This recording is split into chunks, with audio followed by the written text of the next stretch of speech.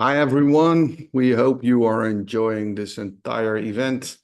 We're first hours have been gone, and we've got a lot of hours left. But I'd like to welcome you all, and also a very warm welcome to Dr. Lynn Kelly. Lynn, very welcome to you. Thank you. As I told you before, I'm a fan because I've read this great book you wrote, Change Questions, together with John Shook. It's an amazing book. And it's not just an amazing book. Why? Because it's not a very academic book, but it really gives you practical tools and stuff, and you can really use the book. There's loads of it on the web as well, so you can download a workbook. Brilliant. But anyway, let me first introduce you the way I should. So Lynn has spent over 20 years of her career. She was on the executive leadership of both Textron and Union Pacific. She will tell more about it later. And she was always in lean and change management. She was also happy or willing to spend almost 9 years at LEI's board. So thanks, Lynn, because those Of course. tough jobs, but so helpful. And well, I already spoiled like this is a brilliant book, but you're going to tell us more and give us some of the nuggets that are described in the book. So please take the stage. And for the audience, Lynn is happy to take questions. So if you have questions, you can put them in the Q&A. We'll get at them till the end of the session, and there I will get some of these questions asked to Lynn. So thanks for being here, Lynn. Oh, thank you, Henny. I really appreciate it. Okay, so we're going to talk about a couple of things that will strengthen the sustainment of your lean transformation. And as when I mentioned, I spent a number of years, 20 years, between Textron and Union Pacific Railroad. Union Pacific was my recent job, and it was implementing lean in the railroad to 42,000 employees, many of them union, out in the field running the trains. And that forms the basis of the case study, which we're going to briefly touch upon today. But when I give you the free digital workbook access, you'll be able to use some of the things that we're going to talk about today, and you can see that case study. Textron, though, is where I started really learning about how to improve the implementation of lean. So I started with Textron in Europe, and I was living in France and implementing lean in 15 factories in France and Germany in the late 90s. And every time I failed, which was a lot, I would research what should I have done differently. And then I started developing this thing that I called the change questions, which meant that every time I was going to implement anything that was a change, I'd go through these questions and I'd say, is this applicable to this situation? Is this? And all of those questions that were applicable that I answered helped mitigate the risk of failure. And it was working very well and increasingly getting more and more responsibility, eventually moving to South Africa, working in Australia, Switzerland. And then in the mid 2000s, I got my dream job. I was tapped to work for the CEO and be responsible for change throughout all of Textron. And as you can see from the photograph, Textron owns Bell Helicopter, Cessna Aircraft, tons and tons of different businesses. So here I am, and we're using the change questions globally, 32 different countries, and we're really rocking. I mean, it's working. And then I get cocky. And I decided I had a small change, not 36,000 employees, but 250 employees. I thought it was an easy change, and I decided I'm not using the change questions. I don't need them. It's easy. So this group of leaders from this 250 employees, they were in town, and we had our quarterly meeting. And at the end of the meeting, I say, okay, well, we're thinking about doing this change. Really want to hear your feedback. What do you think about it? And nobody said anything. So I think, okay, fine. But then I'm like, okay, wait a minute. I didn't use any change questions. So let me just ask more. So then I said, okay, tell you what, take a week, think about it. And if you have any feedback, just call me, email me, whatever, and we'll see where we go from here. So a week goes by, And I'm like, yay, nobody responded. Okay, I'm going to implement. I send an email effective, in a month. This is going to happen. And I got slammed. I mean, I'm telling you, boom, boom, I just emails and calls and we're not going to do this. How can you do this? And I had two reactions. The first one was really hurt. First of all, this group of people, I have to hate to tell on my peers, but they're all lean people. They're all change people, like continuous improvement. If anybody would be open to change, I thought they would. And they were my buddies. Like we had done lots of things together. And I thought, I was hurt. Like, I can't believe they would do this to me. But then I was mad too. I was angry. I'm like, wait a minute. I gave them not just one chance to give me feedback, two chances. They didn't do it. It's their problem. But as we know, when we're implementing change, if it doesn't work, it's our problem, right? We have to own that. So I'm going to finish that story in a few minutes, but I want to talk about why we shouldn't be surprised when people resist change. And let's start with the personal level. I don't know if you make New Year's resolutions. I do maybe every other year. And the probability that people will keep their New Year's resolutions is only 8 to 12%. And the most common thing that people make New Year's resolutions about is their health. Because you might say, well, maybe they don't keep their resolutions because it's not important, but there's not much more important than health. Okay, so think about that. It's something we own. It's inside of us. It's not like we have to get 36,000 people to buy in. We own this change for our New Year's resolution. It's important to us, and about 90% of us can't do it. Well, now take that into organizations. Now, there's lots of studies out there. Every time a new one comes out, I read it. And it's somewhere between 56 to 70% of organizational change fails. Now, people have taken some, offense at that. They say, well, they didn't. How do they define failure? Yeah. And then there's some studies that define it better. But still, I think if we're going to be generous, we can say over 50% of all change fails organizationally. But then picture you're in a meeting and your boss or somebody says, okay, we're going to roll out lean in this place, or we're going to do, some kind of 5S here. And you raise your hand and go, well, you know what? Since it's probably going to fail, yeah, right. First of all, you're going to be accused of being so negative, and then, or it's going to be like, like don't jinx it. But the point is, we have to accept that the change is probably going to fail unless we do things to mitigate the risk of failure. And that's one of the key things I learned.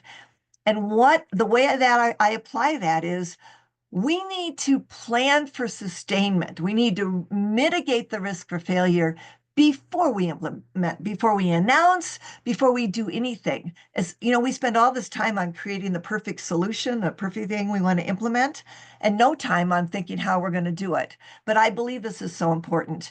And so I mentioned I created this thing called the change questions. Now, you look at this category, a lot of you know about the lean transformation framework, and you'll recognize the category names here. And that's because I was developing these 11 questions independently, but during COVID, John Shook and I decided that since we were both writing books on change, and he was writing it about the lean transformation framework, and I was doing it about the change questions, we said, let's be writing buddies. Let's go ahead and let's end up, like you send me something every 2 weeks, I'll give you feedback. I send you something I've written. It didn't take us long to realize we were writing the same book. So all of the things that the Lean Global Network had done with Lean Transformation Framework, and I was doing in my little isolated corner of Textron and Union Pacific, those 11 questions fit right into the Lean Transformation Framework. And that's why we wrote this book together. Now, the beauty of this that we both really love is that a lot of change management methodologies are just 5 steps or 8 steps. But with this, what we do is we ask ourselves questions. Our teams ask themselves questions, and you pick and choose the ones you're going to answer. And then you have a customized approach for change. And isn't that lean? You don't overproduce, you don't underproduce. It's like Goldilocks. It's just right. And so no two lean change efforts are the same. So my thought is, why should your approach be? And it shouldn't. And the bottom line is, this is what is so important. We can have the best lean solution. We can have the best thing we're going to implement. It could be like almost perfection. But unless we understand and use change management principles, it's probably going to fail if we look at the numbers. So let me get back to my story. Remember that in the mid 2000s, I told you the story. I'm devastated, and it's Friday afternoon, and I'm now taken off for the weekend. I'm so glad to get away from all this negativity. And I'm meeting a friend at Martha's Vineyard, and we haven't seen each other for years. And if you can picture in this bay that we're doing a walk Saturday morning. We're starting along the footpath on this bluff, and we're looking down at this deserted beach. And suddenly, there's a group of people, maybe 10, 12 people, coming from the right-hand side of this deserted beach, and they're walking along the beach. About half of them have inner tubes, and we're walking. And now I notice that they get to the end of that very first point, and now they're going to get in the water. And I'm like, wait, it doesn't make any sense. And I say to my friend, seriously, I say, what? Like the sand is perfect there, or the water is better? Like, why would they walk all the way around this beach just to get in the water there? Like, that doesn't make sense. And she said, well, it's the riptide. And I'm thinking, yeah, carrying them out to sea, like, what is this? And she said, no, carries them from one side of the bay to the other. And sure enough, there's one in every group. The show off guy, does the muscle man thing, backs up, gets this running start, and he runs into the water and he starts swimming and he's flying. I mean, it was really a thing of beauty. And then someone came in right behind him. And now the inner tube people plop into their inner tubes and they're floating. And then we're down to like 2 or 3 people left, and they get in the water a little bit. And then they just say, we're not doing this. You could see them. And they started walking all the way back. And believe it or not, suddenly I realized why there was such a negative reaction to this change I had implemented, because it reminded me of a study I had read a couple of months before. And this is a true story. So let me show you the study. So I was reading Michael Hammer's book, and he talked about this change curve. And you can see from the reference below that it's been validated quite thoroughly from other organizations. But basically, in any given population, 20% of the people will accept the change, 20% will resist, but the biggest group, 60%, is neutral. So when you think about who do you need, you have the folks that accept change. The people who resist, okay, well, we got to think about those, but you need the 60% in the middle. And what happens if you implement across the board to everybody at the same time? Well, who has the loudest voice? It's almost always the people that resist. And so what happens is they start to influence the people you need, your change, your neutrals in the middle, and they start to go over to the resistance side because you don't have enough support on the accept change sides. And research does show that the loudest voice is resistance and the acceptance isn't as loud. So now you've got this thing called the tipping point. And those of you who follow Malcolm Gladwell, who I just love, wrote the tipping point, and I was reading that also in 2002. I had read it, and I'm going to read you this quote. The tipping point is that magic moment when an idea, trend, or social behavior crosses a threshold, tips, and spreads like wildfire. So think of what we just talked about. You don't want the tipping point to be to the negative because it's so hard to overcome. So how do you get it to go in the other direction? And that's one of the lessons I want to share with you in terms of helping you sustain your lean initiative. We always in lean, we like to do experiments, we like to do pilots, but often we don't think about piloting where there's a change agent. We often think, I know I used to, before I discovered this, we would pilot what geographically close, where the biggest problem is. After this point, no matter what, even if it's a paper simulation or a talking through the process exercise or little tiny experiments, I always try to do it with change agents. First of all, and there's going to be three reasons, so let me give you a couple of them. The one we all know is the reason in Lean we do experiments. That's to test proof of concept. Is this going to work? Is this going to get the results we expect? You know, what we need to talk to people, make sure it fits in with the culture, all of those things. And the second one, though, is of course we want to get the bugs out, because think about when you implement across the board without an experiment, and then you've got people who are going to resist. They're going to grab onto anything they can get. So you don't want to give them any way to tip the neutrals in their favor. But there's a third reason, and I think it's almost as important as all the one, but it will supercharge your experiment, and I'm going to share that in a minute.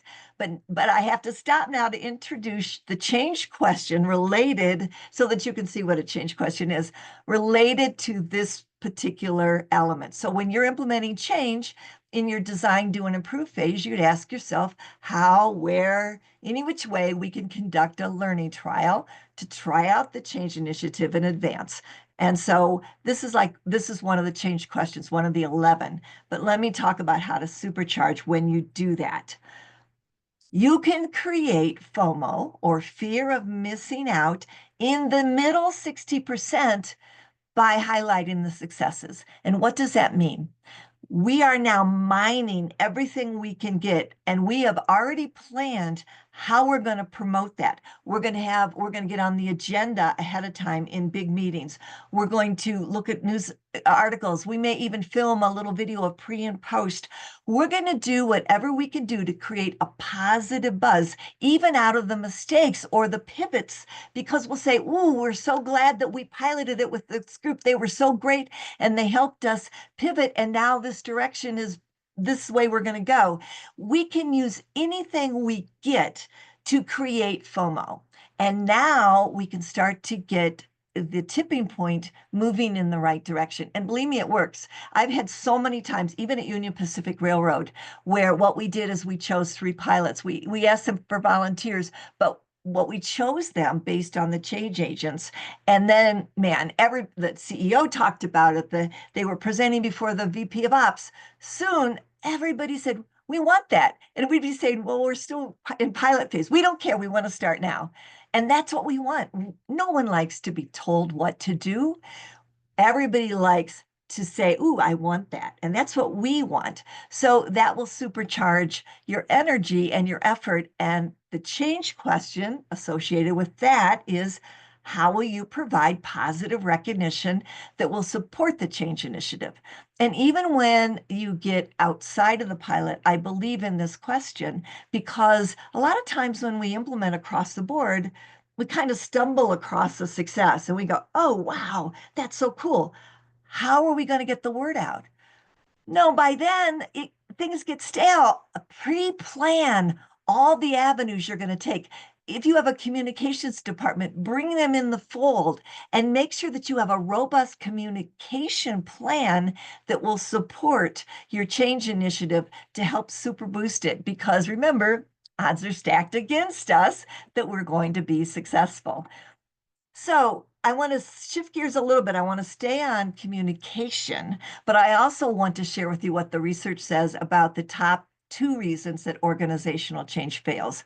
In almost every study, and believe me, I've dove into everything I can find, either communication is number 1 and leadership is number 2, or leadership is number 1 and communication is number 2.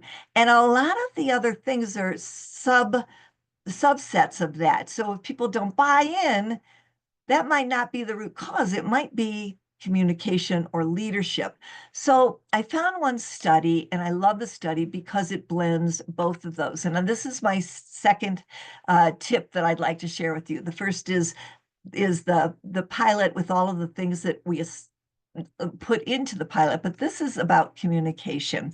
So the name of the study is below, but basically what they found is that the efforts of a change initiative can be so much more successful if there are 3 elements that leadership is involved in the communication. The first one, frequent updates. I mean, it makes sense, but a lot of times, think about it, you get the big announcement and then crickets. There's no follow-up. There's no anything. And so part of our recognition plan can feed into the whole idea of frequent updates. But the other thing is that we want to think about, what is the timeline? Are we still on track? Have we pivoted any? If it's a rollout, where are we now? What are the metrics that are moving? Leadership should be giving that information all the time. Employees want leadership to know their roles. What are the employees' roles? What's in it for them? What is the purpose? Give them everything they need to know to feel a part of the change. And finally, consistent messaging. A lot of times we have one leader saying one thing, one leader saying a different thing. Defining those key messages ahead of time and working those into every article, every speech, everything will help give you cohesiveness to your implementation.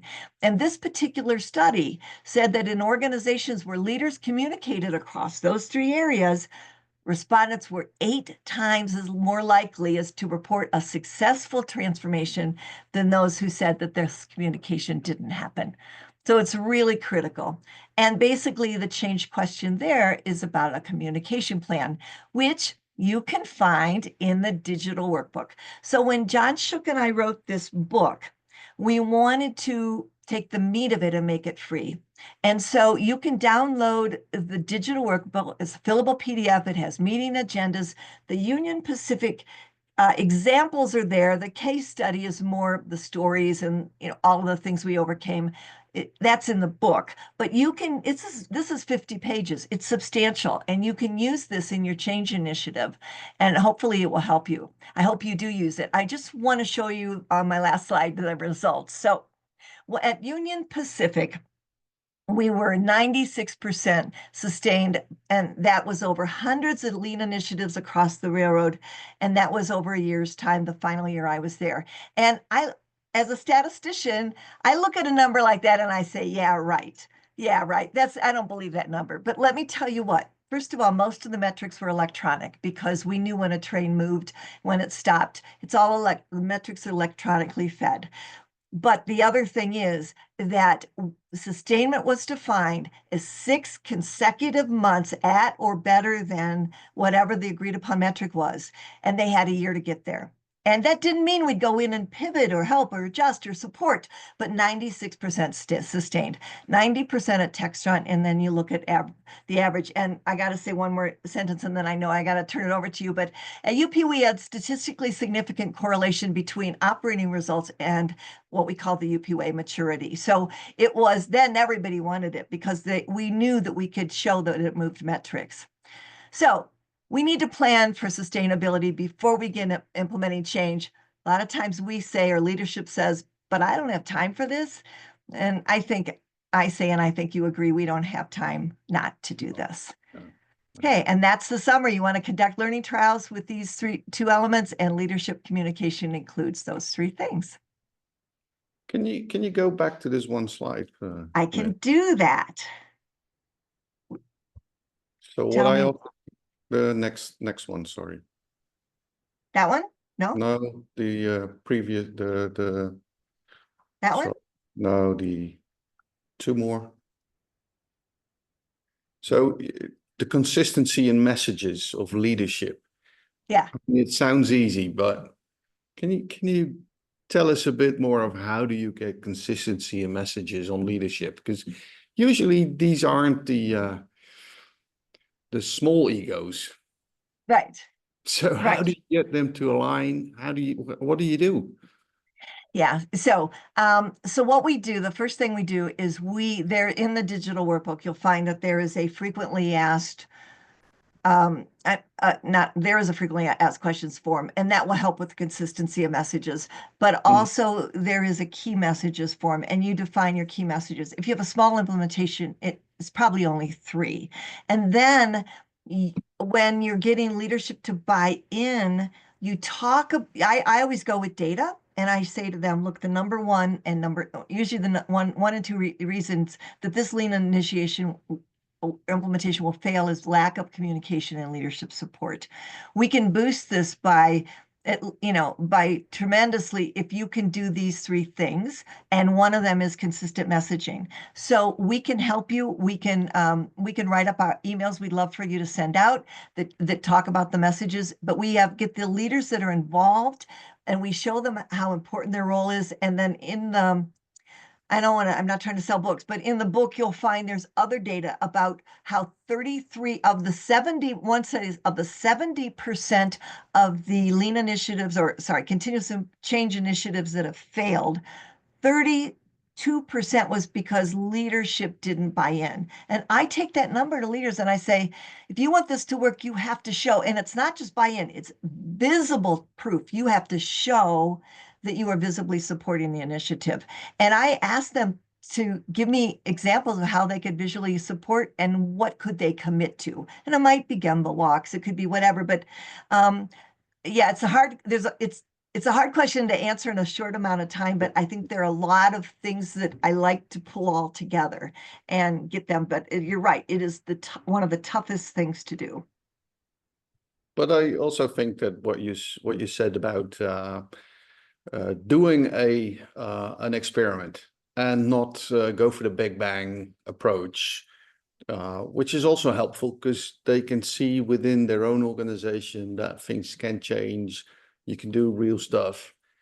Right. But it's one of the toughest parts, I think, to get involved in a good way. Yeah. Right. So, Right. but I've tons of questions, but let me Okay. with the audience. So, dear participants, if any of you have a question, feel free to go to the Q&A. Lynn, thank you for sharing your story and experiences. It has been an amazing 30 minutes. Thank you from Veronica of Vesna.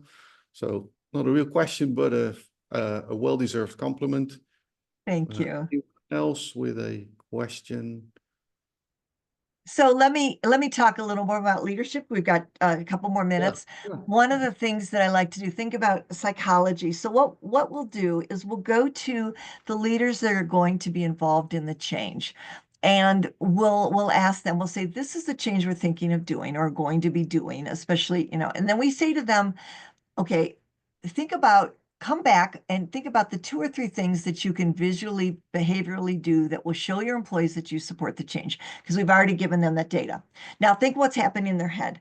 They're visualizing themselves supporting the change. So you've passed one little barrier. Now they're going to feed back to you how they can do it. Then if there's more than one leader, I take all the things I get and we bounce them back to all the leaders and say, these are the things that you and your colleagues said you could visibly do to support the change.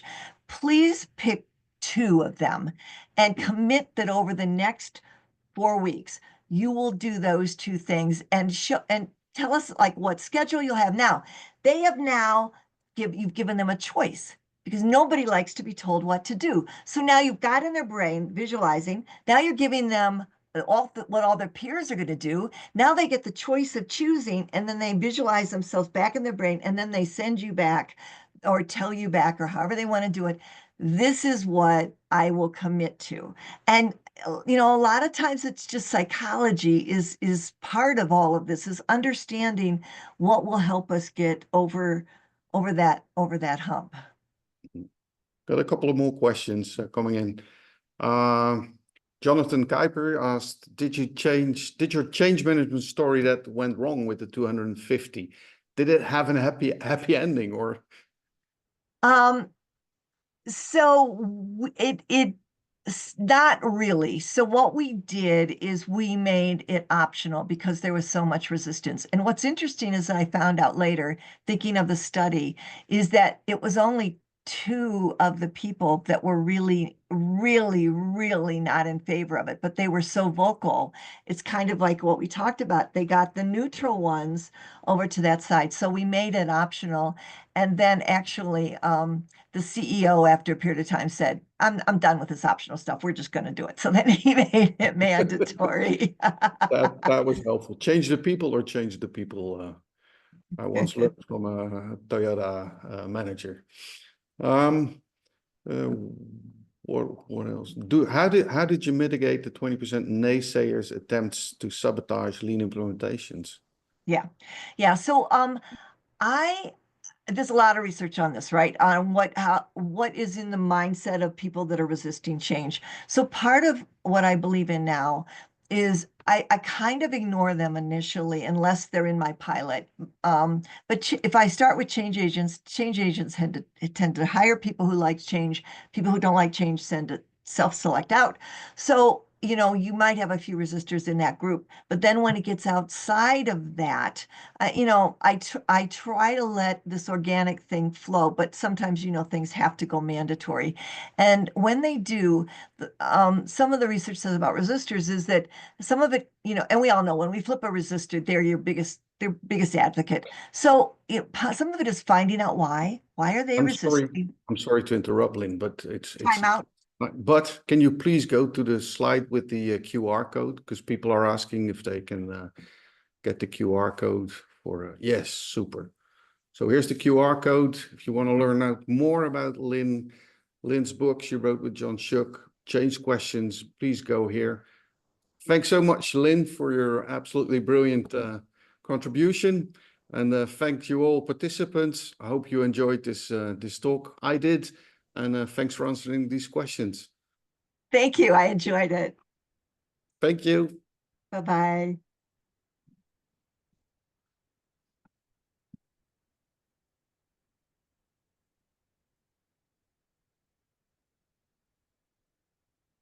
Bye, Lynn. Okay, we're off now, right?